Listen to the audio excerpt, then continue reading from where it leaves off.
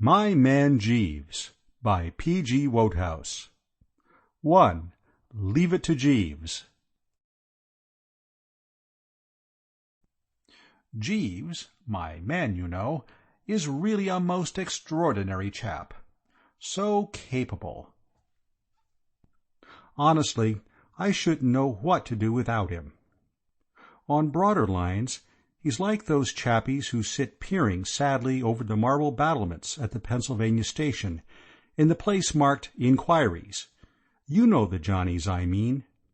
You go up to them and say, "When's the next train for Melonsquashville, Tennessee?" And they reply, without stopping to think, 243, track 10, change at San Francisco. And they're right every time. Well, Jeeves gives you just the same impression of omniscience. As an instance of what I mean, I remember meeting Monty Byng in Bond Street one morning, looking the last word in a gray check suit, and I felt I should never be happy till I had one like it. I dug the address of the tailors out of him, and had them working on the thing inside the hour. "Jeeves," I said that evening, "I'm getting a check suit, like that one of Mr. Byng's." "Injudicious, sir," he said firmly. "It will not become you." "What absolute rot! It's the soundest thing I've struck for years." "Unsuitable for you, sir." Well, the long and the short of it was that the confounded thing came home and I put it on, and when I caught sight of myself in the glass I nearly swooned. Jeeves was perfectly right. I looked a cross between a music-hall comedian and a cheap bookie. Yet Monty had looked fine in absolutely the same stuff. These things are just life's mysteries, and that's all there is to it. But it isn't only that Jeeves' judgment about clothes is infallible, though, of course, that's really the main thing. The man knows everything. There was the matter of that tip on the Lincolnshire. I forgot now how I got it, but it had the aspect of being the real red-hot Tabasco. "Jeeves," I said, for I'm fond of the man, and I like to do him a good turn when I can, "if you want to make a bit of money, have something on Wonder Child for the Lincolnshire." He shook his head. "I'd rather not, sir." "But it's the straight goods. I'm going to put my shirt on him." "I do not recommend it, sir. The animal is not intended to win. Second place is what the stable is after." Perfect piffle, I thought, of course. How the deuce could Jeeves know anything about it? Still, you know what happened. Wonder Child led till he was breathing on the wire, and then Banana Fritter came along and nosed him out. I went straight home and rang for Jeeves. "After this," I said, "not another step for me without your advice. From now on, consider yourself the brains of the establishment." "Very good, sir. I shall endeavor to give satisfaction." And he has, by Jove. I'm a bit short on brain myself. The old bean would appear to have been constructed more for ornament than for use, don't you know? But give me 5 minutes to talk the thing over with Jeeves, and I'm game to advise anyone about anything. And that's why, when Bruce Corcoran came to me with his troubles, my first act was to ring the bell and put it up to the lad with the bulging forehead. "Leave it to Jeeves," I said. I first got to know Corky when I came to New York. He was a pal of my cousin Gussie, who was in with a lot of people down Washington Square way. I don't know if I ever told you about it, but the reason why I left England was because I was sent over by my Aunt Agatha to try and stop young Gussie marrying a girl on the vaudeville stage, and I got the whole thing so mixed up that I decided that it would be a sound scheme for me to stop on in America for a bit instead of going back and having long cozy chats about the thing with Aunt. So I sent Jeeves out to find a decent apartment and settled down for a bit of exile. I'm bound to say that New York's a topping place to be exiled in. Everybody was awfully good to me, and there seemed to be plenty of things going on, and I'm a wealthy bird, so everything was fine. Chappies introduced me to other chappies, and so on and so forth, and it wasn't long before I knew squads of the right sort, some who rolled in dollars in houses up by the park, and others who lived with the gas turned down, mostly around Washington Square, artists and writers and so forth, brainy coves. Corky was one of the artists. A portrait painter, he called himself, but he hadn't painted any portraits. He was sitting on the sidelines with a blanket over his shoulders, waiting for a chance to get in the game. You see, the catch about portrait painting, I've looked into the thing a bit, is that you can't start painting portraits till people come along and ask you to, and they won't come and ask you until you've painted a lot first. This makes it kind of difficult for a chappie. Corky managed to get along by drawing an occasional picture for the comic papers. He had a rather gift for the funny stuff when he got a good idea, and doing bedsteads and chairs and things for the advertisements. His principal source of income, however, was derived from biting the ear of a rich uncle, one Alexander Warple, who was in the jute business. I'm a bit foggy as to what jute is, but it's apparently something the populace is pretty keen on, for Mr. Warple had made quite an indecently large stack out of it. Now, a great many fellows think that having a rich uncle is a pretty soft snap, but, according to Corky, such is not the case. Corky's uncle was a robust sort of cove who looked like living forever. He was 51, but it seemed as if he might go to par. It was not this, however, that distressed poor old Corky, for he was not bigoted, and had no objection to the man going on living. What Corky kicked at was the way the above Warple used to harry him. Corky's uncle, you see, didn't want him to be an artist. He didn't think he had any talent in that direction. He was always urging him to chuck art and go into the jute business, and start at the bottom and work his way up. Jute had apparently become a sort of obsession with him. He seemed to attach an almost spiritual importance to it, and what Corky said was that, while he didn't know what they did at the bottom of the jute business, instinct told him it was something too beastly for words. Corky, moreover, believed in his future as an artist. Some day, he said, he was going to make a hit. Meanwhile, by using the utmost tact and persuasiveness, he was inducing his uncle to cough up very grudgingly a small quarterly allowance. He wouldn't have gotten this if his uncle hadn't had a hobby. Mr. Warple was peculiar in this respect. As a rule, from what I've observed, the American captain of industry doesn't do anything out of business hours. When he has put the cat out and locked up the office for the night, he just relapses into a state of coma from which he emerges only to start being a captain of industry again. But Mr. Warple in his spare time was what is known as an ornithologist. He had written a book called American Birds, and was writing another, to be called More American Birds.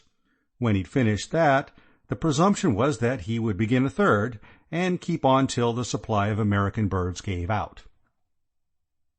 Corky used to go to him about once every 3 months and let him talk about American birds. Apparently, you could do what you liked with old Warple if you gave him his head first on his pet subject, so these little chats used to make Corky's allowance all right for the time being. But it was pretty rotten for the poor chap. There was the frightful suspense, you see, and, apart from that, birds, except when broiled and in the society of a cold bottle, bored him stiff. To complete the character study of Mr. Warple, he was a man of extremely uncertain temper, and his general tendency was to think that Corky was a poor chump, and that whatever step he took in any direction on his own account was just another proof of his innate idiocy. I should imagine Jeeves feels very much the same about me. So when Corky trickled into my apartment one afternoon, shooing in a girl in front of him, and said, "Bertie, I want you to meet my fiancée, Miss Singer," The aspect of the matter which hit me first was precisely the one which he had come to consult me about. The very first words I spoke were, "Corky, what about your uncle?" The poor chap gave one of those mirthless laughs. He was looking anxious and worried, like a man who has done the murder all right, but can't think what the deuce to do with the body. "We're so scared, Mr. Wooster," said the girl. "We were hoping that you might suggest a way of breaking it to him." Muriel Singer was one of those very quiet, appealing girls who gave a way of looking at you with their big eyes as if they thought you were the greatest thing on earth and wondered that you hadn't got on to it yet yourself. She sat there in a sort of shrinking way, looking at me as if she were saying to herself, "Oh, I do hope this great strong man isn't going to hurt me." She gave a fellow a protective kind of feeling, made him want to stroke her hand and say, "There, there, little one," or words to that effect. She made me feel that there was nothing I wouldn't do for her. She was rather like one of those innocent-tasting American drinks which creep imperceptibly into your system so that, before you know what you're doing, you're starting out to reform the world by force if necessary, and pausing on your way to tell the large man in the corner that, if he looks at you like that, you will knock his head off. What I mean is, she made me feel alert and dashing, like a jolly old knight-errant or something of that kind. I felt that I was with her in this thing to the limit. "I don't see why your uncle shouldn't be most awfully bucked," I said to Corky. "He will think Miss Singer is the ideal wife for you." Corky declined to cheer up. "You don't know him. Even if he did like Muriel, he wouldn't admit it. That's the sort of pig-headed guy he is. It would be a matter of principle with him to kick. All he would consider would be that I had gone and taken an important step without asking his advice, and he would raise Cain automatically. He's always done it." I strained the old bean to meet this emergency. "You want to work it so that he makes Miss Singer's acquaintance without knowing that you know her. Then you come along—" "But how can I work it that way?" I saw his point. That was the catch. "There's only one thing to do," I said. "What's that?" "Leave it to Jeeves." And I rang the bell. "Sir?" said Jeeves, kind of manifesting himself. One of the rummy things about Jeeves is that, unless you watch like a hawk, you very seldom see him come into a room. He's like one of those weird chappies in India who dissolve themselves into thin air and nip through space in a sort of disembodied way and assemble the parts again just where they want them. I've got a cousin who's what they call a theosophist, and he says he's often nearly worked the thing himself, but couldn't quite bring it off, probably owing to having fed in his boyhood on the flesh of animals slain in anger, and pie. The moment I saw the man standing there, registering respectful attention, a weight seemed to roll off my mind. I felt like a lost child who spots his father in the offing. There was something about him that gave me confidence. Jeeves is a tallish man, with one of those dark, shrewd faces. His eye gleams with the light of pure intelligence. "Jeeves, we want your advice." "Very good, sir." I boiled down Corky's painful case into a few well-chosen words. "So you see what it amount to, Jeeves. We want you to suggest some way by which Mr. Worple can make Miss Singer's acquaintance without getting on to the fact that Mr. Corcoran already knows her. Understand?" "Perfectly, sir." "Well, try to think of something." "I have thought of something already, sir." "You have? The scheme I would suggest cannot fail of success, but it has what may seem to you a drawback, sir, in that it requires a certain financial outlay." "He means," I translated to Corky, "that he has got a pippin of an idea, but it's going to cost a bit." Naturally, the poor chap's face dropped, for this seemed to dish the whole thing. But I was still under the influence of the girl's melting gaze, and I saw that this was where I started in as knight-errant.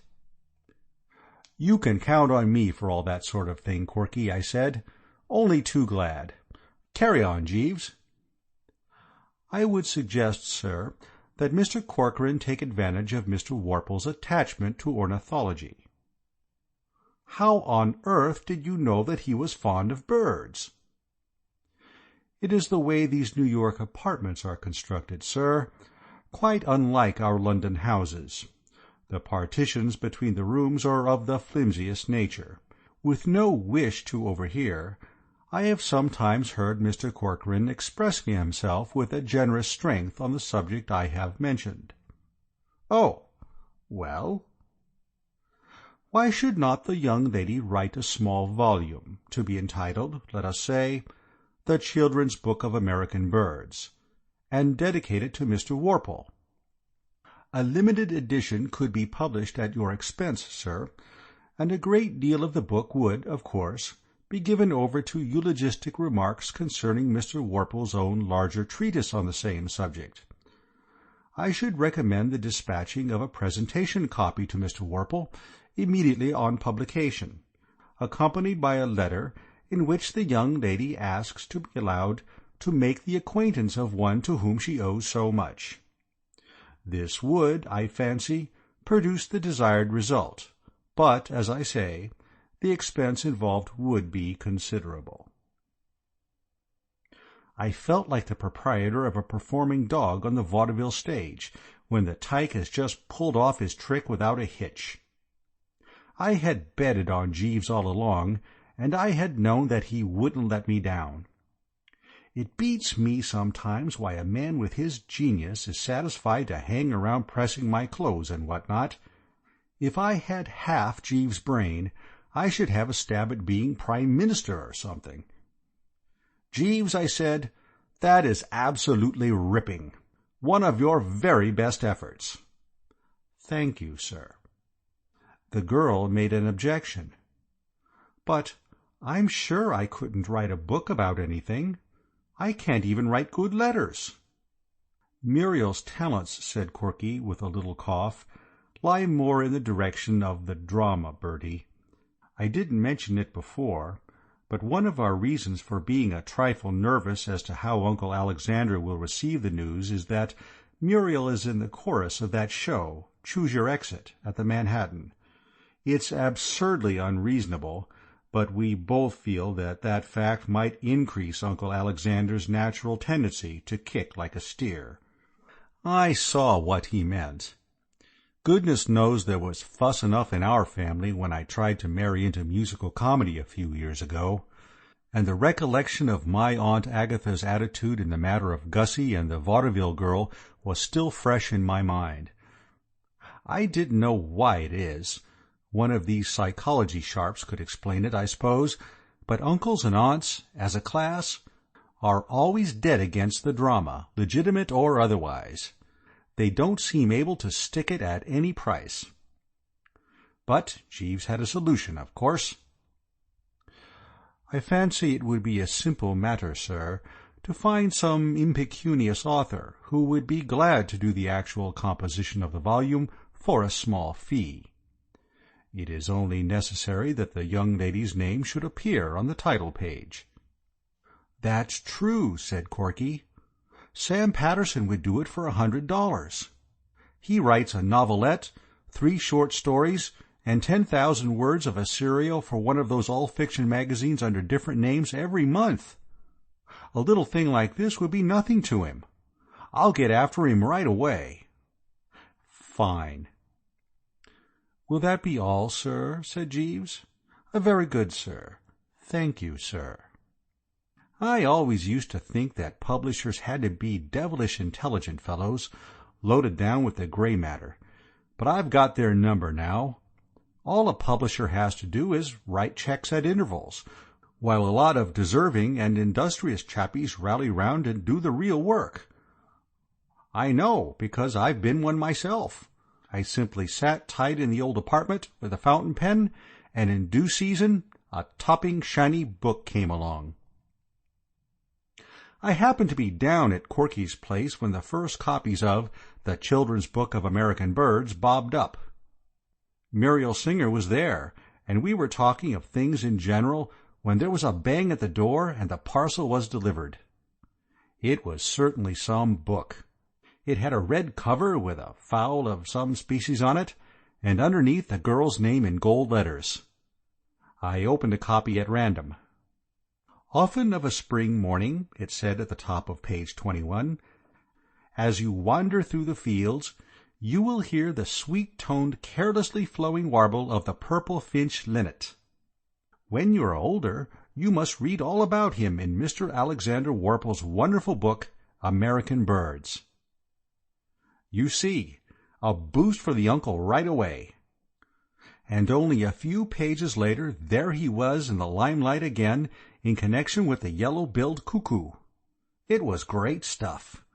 The more I read, the more I admired the chap who had written it, and Jeeves' genius in putting us on to the wheeze.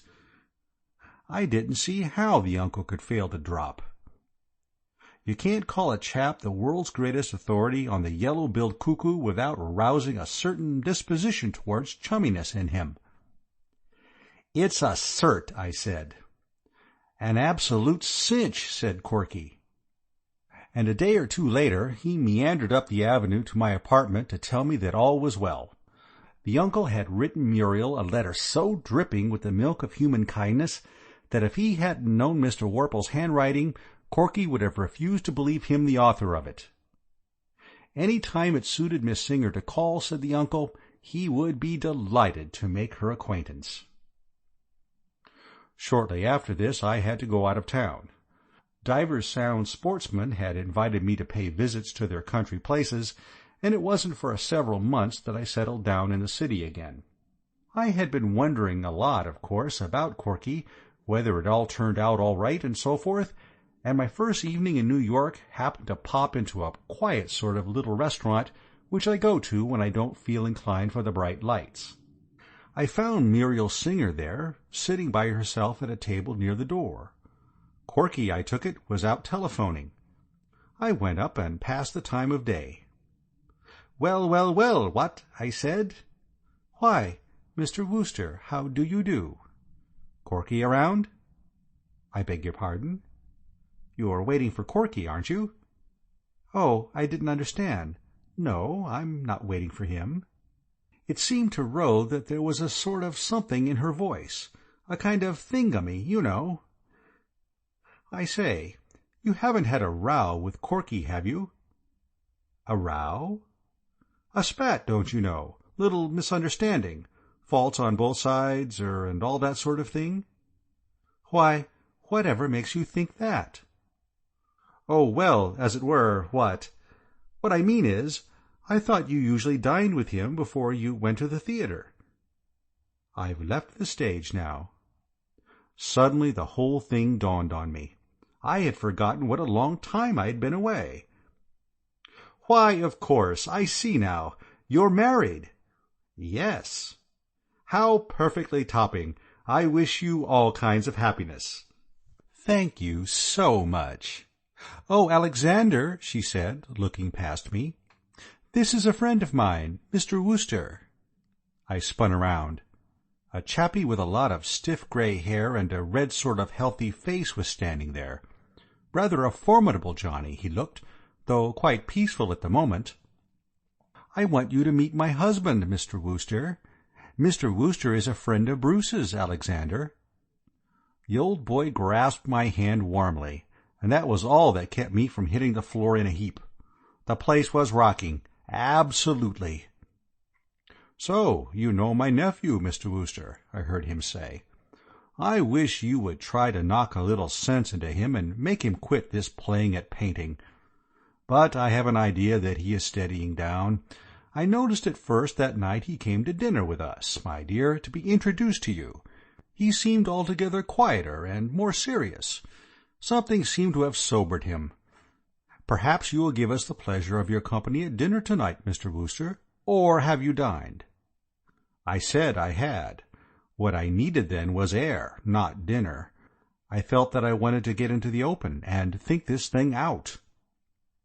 When I reached my apartment, I heard Jeeves moving about in his lair. I called him. "Jeeves," I said, "now is the time for all good men to come to the aid of the party. A stiff B&S, first of all, and then I've got a bit of news for you." He came back with a tray and a long glass. "Better have one yourself, Jeeves. You'll need it." "Later on, perhaps. Thank you, sir." "All right. Please yourself. But you're going to get a shock. You remember my friend, Mr. Corcoran?" "Yes, sir." "And the girl who was to slide gracefully into his uncle's esteem by writing the book on birds?" "Perfectly, sir." "Well, she's slid. She's married the uncle." He took it without blinking. "You can't rattle Jeeves." "That was always a development to be feared, sir." "You don't mean to tell me you were expecting it?" "It crossed my mind as a possibility." "Did it, by Jove? Well, I think you might have warned us." "I hardly liked to take the liberty, sir." Of course, as I saw after I had had a bite to eat and was in a calmer frame of mind, what had happened wasn't my fault, if it came down to it. I couldn't be expected to foresee that the scheme, in itself a crackerjack, would skid into the ditch as it had done. But all the same, I'm bound to admit that I didn't relish the idea of meeting Corky again until Time, the great healer, had been able to get in a bit of soothing work.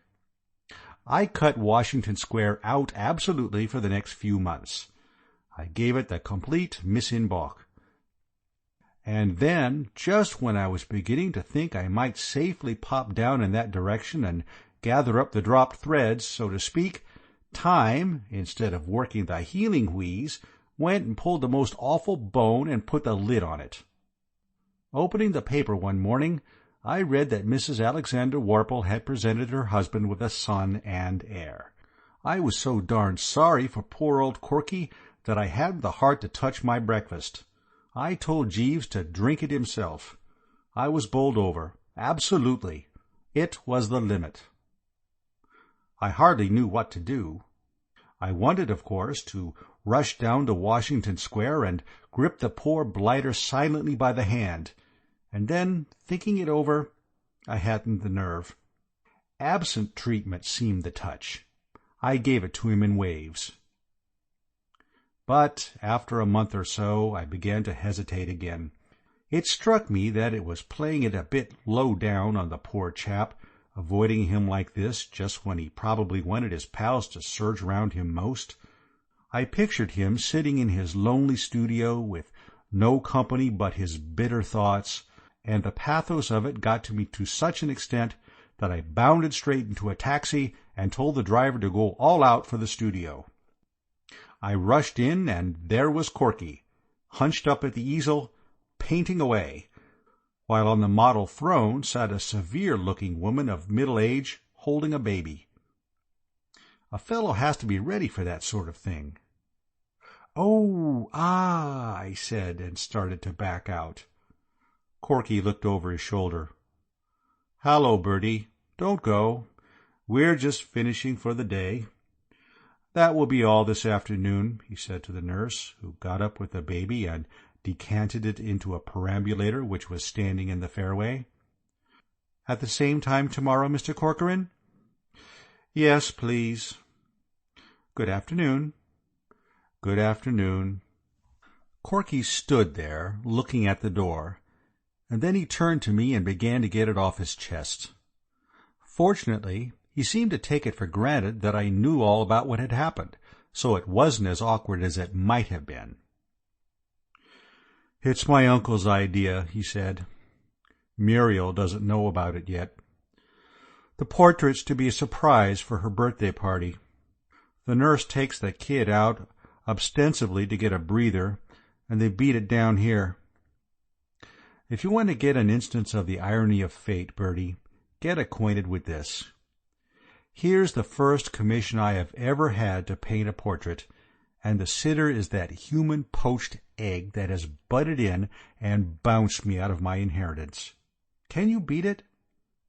I call it rubbing the thing in to expect me to spend my afternoons gazing into the ugly face of that little brat, who to all intents and purposes has hit me behind the ear with a blackjack and swiped all I possess. I can't refuse to paint the portrait, because if I did, my uncle would stop my allowance. Yet, every time I look up and catch that kid's vacant eye, I suffer agonies. I tell you, Bertie, sometimes when he gives me a patronizing glance and then turns away and is sick, as if it revolted him to look at me, I come within an ace of occupying the entire front page of the evening papers as the latest murder sensation. There are moments when I can almost see the headlines. Promising young artist beans baby with axe. I patted his shoulder silently. My sympathy for the poor old scout was too deep for words. I kept away from the studio for some time after that, because it didn't seem right to me to intrude on the poor chappie's sorrow. Besides, I'm bound to say that nurse intimidated me. She reminded me so infernally of Aunt Agatha. She was the same gimlet-eyed type. But one afternoon Corky called me on the phone. "Bertie." "Hello?" "Are you doing anything this afternoon?" "Nothing special." "You couldn't come down here, could you?" "What's the trouble? Anything up?" "I've finished the portrait." "Good boy. Stout work." "Yes." His voice sounded rather doubtful. "The fact is, Bertie, it doesn't look quite right to me. There's something about it. My uncle's coming in half an hour to inspect it, and I don't know why it is, but I kind of feel I'd like your moral support." I began to see that I was letting myself in for something. The sympathetic cooperation of Jeeves seemed to me to be indicated. "You think you'll cut up rough?" "He may." I threw my mind back to the red-faced chappie I'd met at the restaurant, and tried to picture him cutting up rough. It was only too easy. I spoke to Corky firmly on the telephone. "I'll come," I said. "Good. But only if I may bring Jeeves." "Why Jeeves? What's Jeeves got to do with it? Who wants Jeeves? Jeeves is the fool who suggested the scheme that is led. Listen, Corky, old top. If you think I'm going to face that uncle of yours without Jeeves' support, you're mistaken. I'd sooner go into a den of wild beasts and bite a lion on the back of the neck." "Oh, all right," said Corky. Not cordially, but he said it, so I rang for Jeeves and explained the situation. "Very good, sir," said Jeeves. That's the sort of chap he is. You can't rattle him. We found Corky near the door looking at the picture, with one hand up in a defensive sort of way, as if he thought it might swing on him.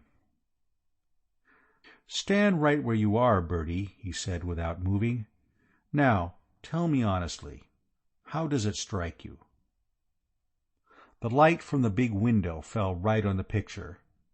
I took a good look at it.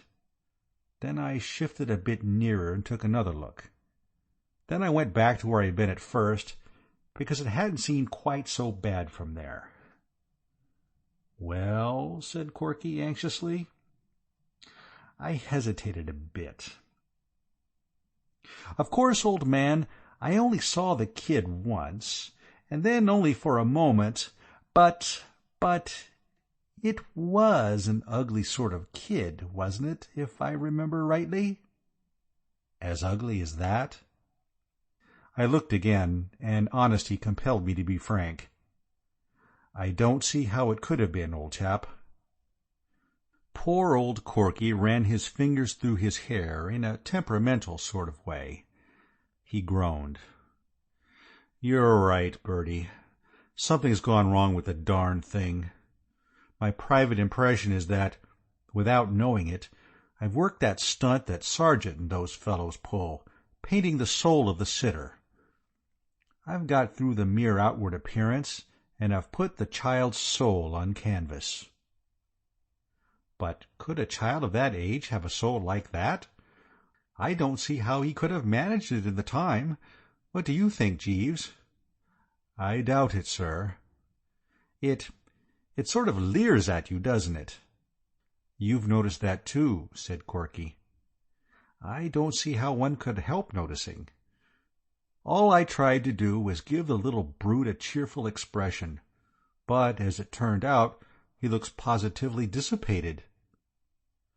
Just what I was going to suggest, old man. He looks as if he were in the middle of a colossal spree, and enjoying every minute of it. Don't you think so, Jeeves? He has a decidedly inebriated air, sir. Corky was starting to say something when the door opened, and the uncle came in. For about 3 seconds all was joy, jollity, and goodwill. The old boy shook hands with me, slapped Corky on the back, said that he didn't think he had ever seen such a fine day, and whacked his leg with his stick. Jeeves had projected himself into the background, and he didn't notice him. "Well, Bruce, my boy, so the portrait is finally finished, is it? Really finished? Well, bring it out. Let's have a look at it. This will be a wonderful surprise for your aunt. Well, where is it? Let's—" And then he got it. Suddenly, when he wasn't set for the punch, and he rocked back on his heels. "Oosh!" he exclaimed. And for perhaps a minute there was one of the scaliest silences I have ever run up against. "Is this a practical joke?" he said at last, in a way that set about 16 drafts cutting through the room at once. I thought it was up to me to rally round old Corky. "You want to stand a bit farther away from it," I said. "You're perfectly right," he snorted. "I do. I want to stand so far away from it I can't see the thing with a telescope." He turned on Corky like an untamed tiger of the jungle who has just located a chunk of meat. "And this is what you have been wasting your time and my money for all these years? A painter? I wouldn't let you paint a house of mine. I gave you this commission, thinking that you were a competent worker, and this extract from a comic-colored supplement is the result." He swung towards the door, lashing his tail and growling to himself. "This ends it. If you wish to continue this foolery of pretending to be an artist because you want an excuse for idleness, please yourself. But let me tell you this.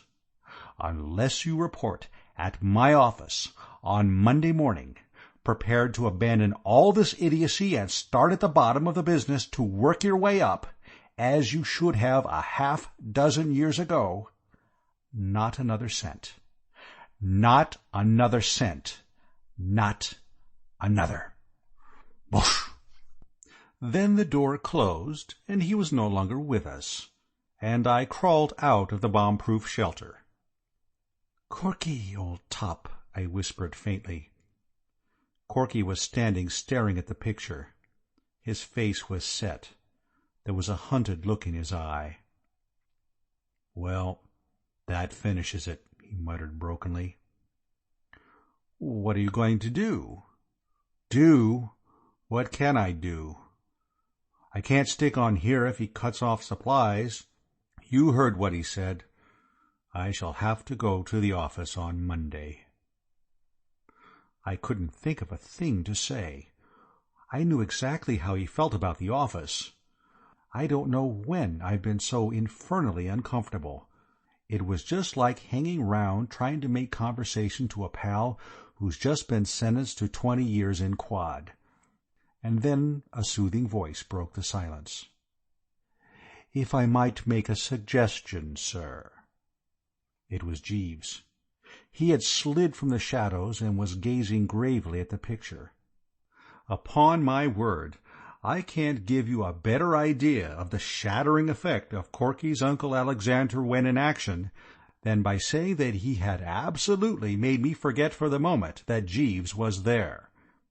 I wonder if I have ever happened to mention to you, sir, a Mr. Digby Thistleton, with whom I was once in service. Perhaps you have met him. He was a financier. He is now Lord Bridgenorth. It was a favourite saying of his that there is always a way. The first time I heard him use the expression was after the failure of a patent depilatory which he promoted. "Jeeves," I said, "what on earth are you talking about?" "I mentioned Mr. Thistleton, sir, because his was in some respects a parallel case to the present one. His depilatory failed, but he did not despair. He put it on the market again under the name of Harrow, guaranteed to produce a full crop of hair in a few months. It was advertised, if you remember, sir, by a humorous picture of a billiard ball, before and after taking, and made such a substantial fortune that Mr. Thistleton was soon afterwards elevated to the peerage for services to his party.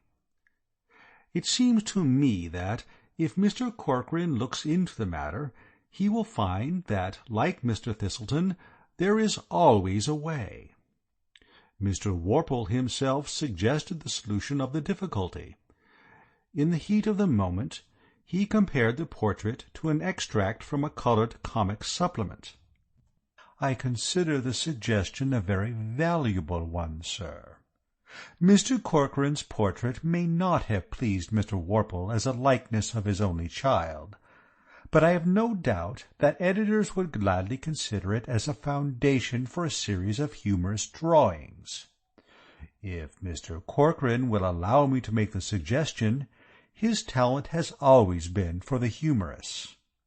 There is something about this picture, something bold and vigorous, which arrests the attention. I feel sure it would be highly popular." Corky was glaring at the picture, and making a sort of dry, sucking noise with his mouth. He seemed completely overwrought. And then, suddenly, he began to laugh in a wild way. "Corky, old man," I said, massaging him tenderly. I feared the poor blighter was hysterical. He began to stagger about all over the floor. "He's right. The man's absolutely right. Jeeves, you're a life-saver. You've hit on the greatest idea of the age. Report at the office on Monday, start at the bottom of the business. I'll buy the business if I feel like it. I know the man who runs the comic section of the Sunday Star. He'll eat this thing. He was telling me only the other day how hard it was to get a good new series. He'll give me anything I ask for a real winner like this. I've got a gold mine. Where's my hat? I've got an income for life. Where's that confounded hat? Lend me a $5, Bertie. I want to take a taxi down to Park Row." Jeeves smiled paternally. Or rather, he had a kind of paternal muscular spasm about the mouth, which is the nearest he ever gets to smiling. "If I might make the suggestion, Mr. Corcoran, for a title of the series which you have in mind. The Adventures of Baby Blobs." Corky and I looked at the picture, then at each other in an awed way. Jeeves was right. There could be no other title. "Jeeves," I said. It was a few weeks later, and I had just finished looking at the comic section of the Sunday Star. "I'm an optimist. I always have been. The older I get, the more I agree with Shakespeare and those poet-johnnies about it always being darkest before the dawn, and there's a silver lining, and what you lose on the swings you make up on the roundabouts. Look at Mr. Corcoran, for instance. There was a fellow, one would have said, clear up to the eyebrows in the soup. To all appearances he had got it right in the neck. Yet look at him now. Have you seen these pictures?" "I took the liberty of glancing at them before bringing them to you, sir. Extremely diverting." "They have made a big hit, you know." "I anticipated it, sir." I leaned back against the pillows. You know, Jeeves, you're a genius. You ought to be drawing a commission on these things." "I have nothing to complain of in that respect, sir. Mr. Corcoran has been most generous. I am putting out the brown suit, sir." "No, I think I'll wear the blue with the faint red stripe." "Not the blue with the faint red stripe, sir." "But I rather fancy myself in it." "Not the blue with the faint red stripe, sir." "Oh, all right. Have it your own way." "Very good, sir. Thank you, sir." Of course, I know it's as bad as being henpecked, but then Jeeves is always right. You have to consider that, you know, what? End of Leave It to Jeeves.